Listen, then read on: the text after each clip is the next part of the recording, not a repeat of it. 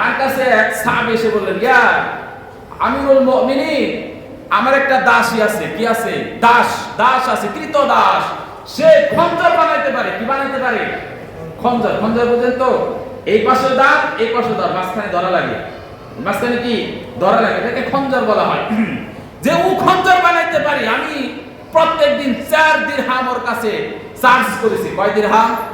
4 দিরহাম charge করেছি। এখন ওই দাস এসে বললেন, আমিরুল মুমিনিন, এই 4 দিরহাম দিতে আমার খুব কষ্ট হয়। কি কাজ করো তুমি? খঞ্জর। ওরে বাবা, তুমি খঞ্জর বানাইতে পারো, তোমার উপর আরো বেশি চার্জ করা দরকার। তুমি যে খঞ্জর বানাইতে পারো, এটা যুদ্ধের ময়দানে বিশাল কাজে লাগে। ওই লোকটা বলল, দাস বলল, তিনি ছিলেন অগ্নি প্রসারক। কি প্রসারক? অগ্নি পূজা করতেন। তিনি বলল, আমিরুল মুমিনিন, সবার বেলায় নরম, আমার বেলায় তুমি এত হার্ড, এত স্ট্রং, দেখাবো তোমাকে। আমিরুল মুমিনিন একদিন ফজরের নামাজে দাঁড়ালেন। ওই অগ্নি পূজারক লোকটা চাদর মুড়ি দিয়ে হাতে খঞ্জর নিয়ে চলে আসলেন। আসার পর মুয়াজ্জিনের পিছনে দাঁড়ালেন। তখন ফজরের নামাজ পড়া হতো অন্ধকারে, আমাদের মতো তো লাইটিং সিস্টেম ছিল না।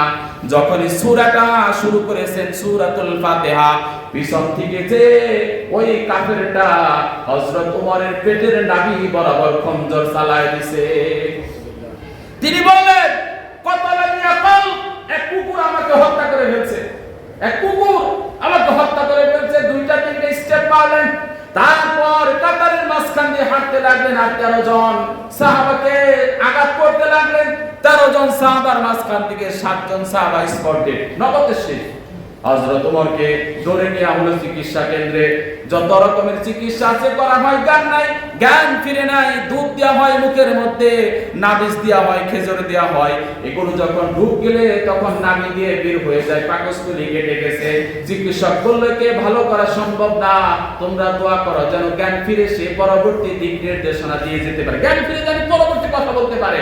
এবার 1 ঘন্টা পরে জ্ঞান ফিরলেন। জ্ঞান ফেরার পর হযরত ওমর বললেন, আমার ছেলে কোথায়, আমার সন্তান কোথায়, আমার সম্পদ কোথায়, আমার টাকা পয়সা কোথায়, আমাকে বাঁচাও। কথা বললেন না।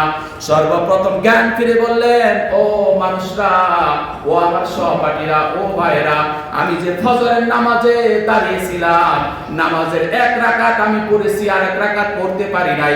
পরের রাকাতের নামাজের খবরটা কি আমাকে বলো। সুবহানাল্লাহ বলেন।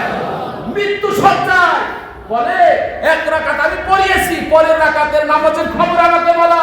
সেই রাকাতের কি খবর হয়েছে, কে পড়িয়েছে নামাজ? এই নামাজের জন্য এত কষ্ট, কিন্তু আমরা উদাসীন। আমরা কি উদাসীন? নামাজ পড়ি না, মসজিদের সামনে দিয়ে দৌড়ে যাই, আসি না মসজিদে।